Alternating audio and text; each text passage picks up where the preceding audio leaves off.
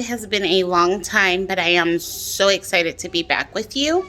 I have recently, I guess a year ago, moved off base, Edwards Air Force Base, and into Rosamond, California, where I opened up a large family child care home. And let me tell you, it is a lot of work, but I am loving it. Me and my assistant, who is now my preschool teacher while I teach the pre-K, have been having so much fun. So what I wanted to start doing is every month I wanted to start showing you the themes and how we work with them in the classroom. I think a lot of people think that in-home preschools can't do what center-based preschools can do, and that has been a lot of the debate that has been going around in Washington and spread across the country.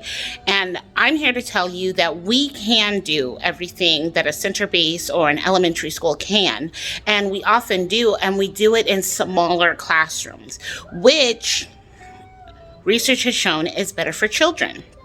So let's get into what our theme is for this month of September. We came back to school in August, and this month we are working on farms. And I am so excited to be back in a larger classroom because now I'm able to do one of the things that I have loved forever, which is egg hatching. So we are also growing peas. We were going to grow peas instead of beans, which the whole point of the project is so that the kids learn about growing things and how farmers get their product out and into the stores. So let me show you. So this is our chicken wall. So we have a wall of about chickens and the different things that they go through. I actually got this on Teacher Pay Teachers. So when I upload this, I'll have the link for you so that you can go look at it. In front of the chickens is where we growing our peas. So we only had a couple of them do it. We have them do these during center time, and they put the dirt in the pot during center time, and then they plant their seeds and water them. And then we'll make sure that they get to water them every day or every other day because they are small pots and everything. So this is this project that all the kids are excited about. These are our eggs. We have 7 eggs that we are waiting to hatch. We put them in yesterday, so we are on day number 2. Tonight, I'm actually looking for a chicken calendar to post up in our circle time area. So I know our circle time area doesn't look super elaborate, but as I have matured as an educator, I have found that less is more. Another thing that we have been doing is called tractor painting this week. So this is our train. So I had these wheels from a magnetic tractor set, and oh, it's stuck. So I had this from our magnetic tractor set, and we just squirt paint onto this, and they spend the 10 minutes of centers just rolling. They love it. Rolling this in the paint. Now, before they started painting, I actually wrote on it, and it said, "You see me rolling." And I don't know what I was thinking because it's little kids in paint and wheels from a tractor. So what ended up happening was they rolled all over my wording. Yay! So you can kind of see where we had the words.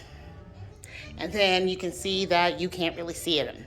So we are going to redo the writing, hopefully. So this right is our art wall. And this is where we put all of the art that the children have done. We constantly have things up there. So these red sticks right here, these are the children's barns. I am a big believer in just showing them pictures and letting them decide how they want their art to be presented. And that was what they decided. They wanted their barns to look like. And aren't they beautiful barns? I love them. So then under that is the cows. So I wanted to show these cows because literally when I talk to parents, and we're going through enrollment, I try and emphasize we do not do a lot of projects that are teacher led. A lot of our projects, we tell them, hey, this is what we're going to do today, and we let them figure out how it's going to look. And if an eyeball ends up on a cow's butt, then that is where it's going to stay.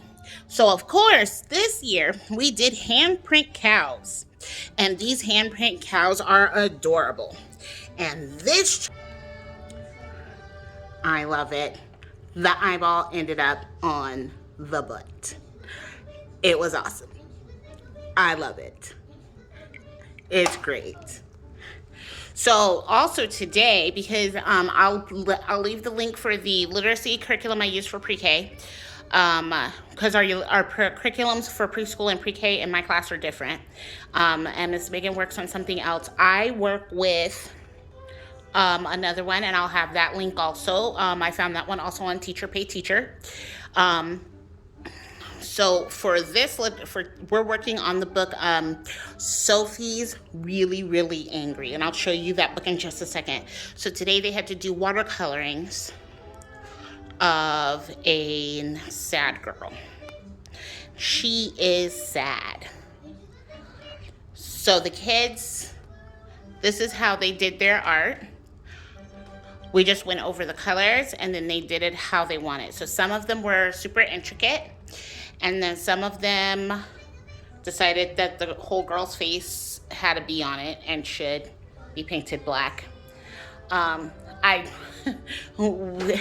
We're trying, this is a lot of attention to detail type work. And so for their age group, they did very well and everything. So they did very well.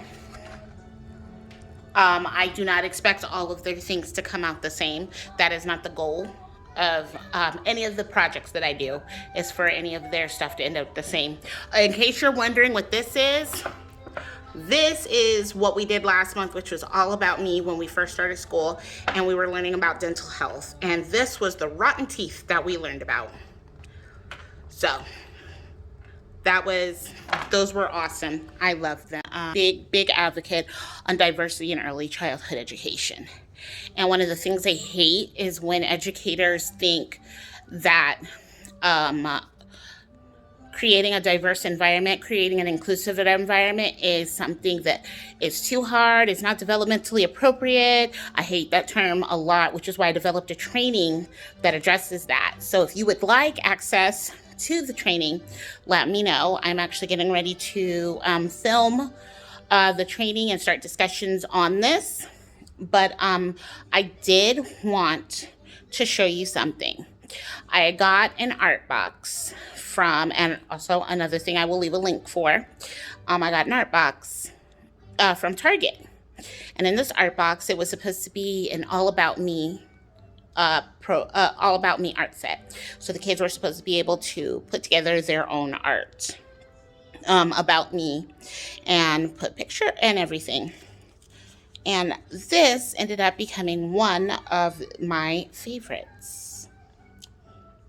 Look at that. Isn't that adorable? I can't stress enough how important it is that this pack came with a wheelchair in it for children who are in wheelchairs and are doing art where they're talking about me and describing themselves, and they had the option to put themselves in a wheelchair if they have a wheelchair. This is epic, and I love this pack for it because of it, and I will always make sure to make this purchase at the beginning of the school year from this particular company because they did this. So I think we have a lot of stuff planned for the farm unit. We do have a lot of other toys. We set up a farmer's market. Oh, here is my farmer's market. So this is my kitchen area. The door is off of the stove. My kids are rough, and I just bought the stove, so now I have to figure out how to get this kitchen door back on. But this is our farmer's market. So the kids have a farmer's market. They have fruit, vegetables, they have pizza, ice cream, and a flower arranging and stuff like that. So we do that. We also have barns. So they have barns. They have animals that go in barns.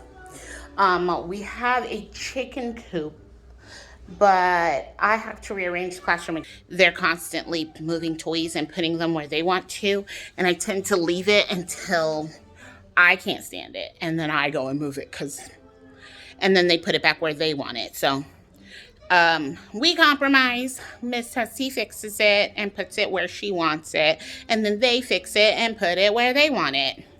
So it's a good compromise. We're constantly fighting and struggling. They don't know it's a fight or a struggle. They're just putting it back where they think it should go. But I'm enjoying the farm theme, and I hope that I have shown you some new things that you want to do in the classroom. Like I said, the links will be in the description box, and I hope to see you later. Bye.